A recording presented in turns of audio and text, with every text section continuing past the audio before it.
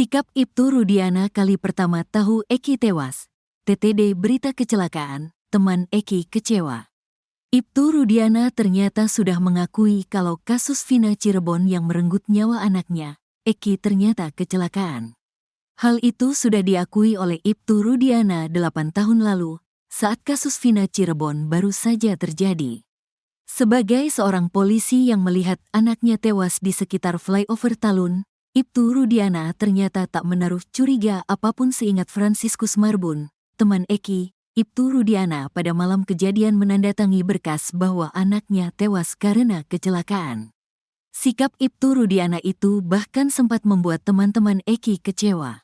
Padahal sebagai seorang polisi, seharusnya Ibtu Rudiana mengusut terlebih dahulu peristiwa yang dialami oleh anaknya. Yang saya ingat memang pada malam itu jujur kita teman-teman Eki sempat kecewa sama Pak Rudiana. Kenapa kayak bapak kan polisi? Kenapa gak coba diusut? Kata Franciscus Marbun dikutip dari YouTube Uya Kuya, Senin, tanggal 12 Agustus tahun 2024. Seingat Franciscus, pada malam itu Ibtu Rudiana langsung mengakui kalau Eki dan Vina tewas karena kecelakaan. Beliau tanda tangan kalau anaknya meninggal karena kecelakaan. Makanya pada malam itu kita tahunya kecelakaan, ujarnya. Menurut Franciscus, malam itu Ibtu Rudiana datang dengan ekspresi wajah yang sangat sedih. Ekspresinya sedih, jedotin kepala juga ke pintu kamar mayat, pas baru datang, kata Franciscus lagi. Saat itu menurut dia, Ibtu Rudiana sama sekali tidak menanyakan apapun kepada teman-teman Eki yang ada di RSUD Gunung Jati. Saya pribadi yang merasa punya helm, gak ngerasa ditanyain, sampai sekarang, ungkapnya. Bahkan hingga acara yasinan 3 harian di rumah Eki, Franciscus Marbun dan teman-temannya masih mempercayai kalau keduanya tewas karena kecelakaan. Namun sekitar setelah 1 mingguan, Franciscus mendapat kabar bahwa ada pelaku pembunuhan yang ditangkap. Pelakunya ditangkepin, sejak kesurupan itu heboh, satu Cirebon kayaknya itu booming, ungkap dia. Ex-Wakapolri Komjen Purn Ogroseno juga mengaku heran kenapa Ibtu Rudiana di awal kasus tidak curiga dengan kematian anaknya. Padahal sebagai seorang polisi, jika dirinya merasa curiga dengan kematian Eki, seharusnya minta jasad anaknya diotopsi. Anaknya tidak diotopsi, kemudian dia membuat laporan harusnya tanggal 27 tapi baru tanggal 31 Agustus, kata Ogroseno dikutip dari Nusantara TV. Mantan Kabareskrim Komjen Purn Susno Duaji juga meyakini kalau kasus Vina Cirebon adalah kecelakaan. Apalagi kata Susno Duaji, laporan soal kecelakaan di Polres Cirebon hingga saat ini masih ada, tidak dicabut.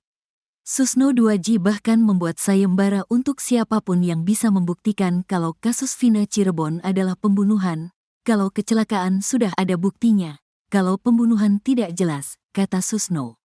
Kuasa hukum Ibtu Rudiana, Pitra Romadoni pun kekeh bahwa Vina dan Eki tewas karena dibunuh. Masyarakat sudah mengetahui ini bahwasanya kasus ini adalah pembunuhan. Sudah jelas dari fakta-fakta yuridis dan fakta-fakta persidangan yang telah terungkap, kata Pitra Romadoni. Bahkan Pitra menantang pengacara Saka Tatal untuk membuktikan kalau kasus Vina Cirebon adalah kecelakaan. Saya tantang Mbak Titin untuk buat surat pernyataan bahwasanya kasus tersebut adalah kecelakaan. Dan saya akan beri 10 juta rupiah kalau dia berani membuat pernyataan hitam di atas putih dan dia posting di akun pribadinya. Tentu akan saya uji nantinya, kata Pitra Romadoni.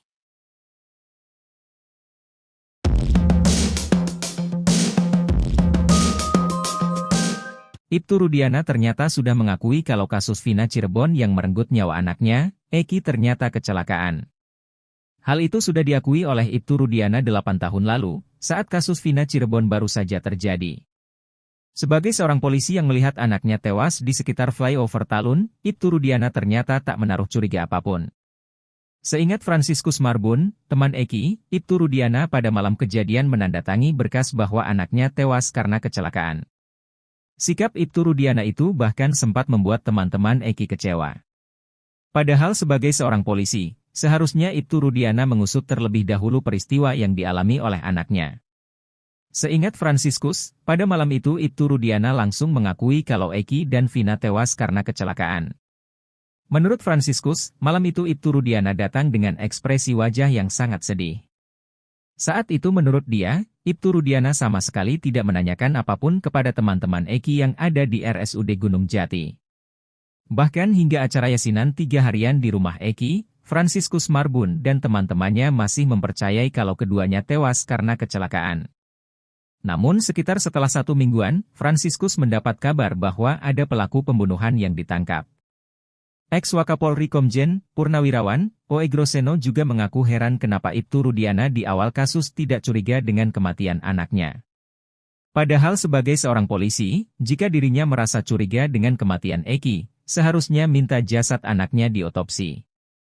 Mantan Kabareskrim Komjen Purnawirawan Susno Duaji juga meyakini kalau kasus Vina Cirebon adalah kecelakaan.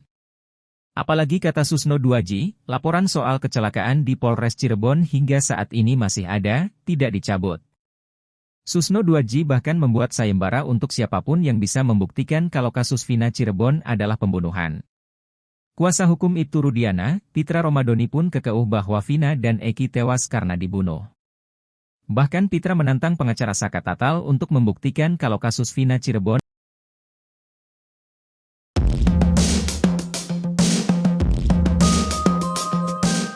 Sahabat Eki, Fransiskus Marbun hanya bisa tertawa mendengar kuasa hukum Ibtu Rudiana, Pitra Romadoni bicara soal helm almarhum di kasus Vina Cirebon. Pitra Romadoni sempat memperlihatkan foto helm milik Eki yang tidak mengalami kerusakan. Bahkan menurut Pitra, helm yang dipakai Eki saat kejadian itu kacanya masih utuh. Kuasa hukum Ibtu Rudiana lalu memperlihatkan foto helm KYT berwarna merah putih tersebut. Terlihat foto itu diambil dari bagian atas dan tampak tidak ada kerusakan.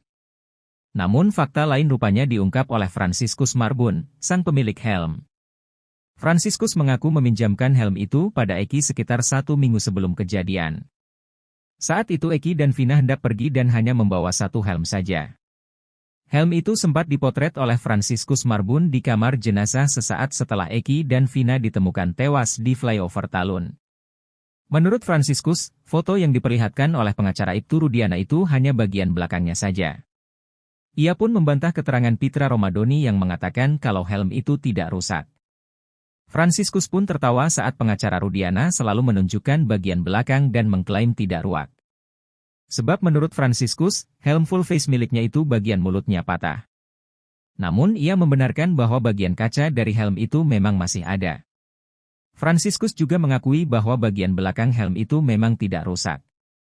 Melihat kondisi helm dan luka yang ada di kepala Eki, Fransiskus Marbun mengatakan ada kemungkinan keduanya mengalami kecelakaan. Menurut dia, helm yang ia miliki itu cukup keras dan tidak bisa dihancurkan menggunakan benda keras. Fransiskus Marbun juga mengatakan kalau helm miliknya itu jika dipakai, bagian belakangnya sedikit terangkat ke atas. Sehingga masih masuk akal jika kepala bagian belakang Eki hancur karena tidak tertutup oleh helm. Sebelumnya, kuasa hukum Ibtu Rudiana Pitra Romadoni mengatakan kalau helm yang dipakai Eki sama sekali tidak rusak. Apalagi kata Pitra Romadoni, motor yang dipakai Eki juga tidak mengalami kerusakan dan hanya lecet di sisi kanan saja. Sementara itu, Ismail dan Adi yang mengaku melihat kejadian mengatakan kalau Eki terpental ke tiang lampu dan motornya menabrak trotoar.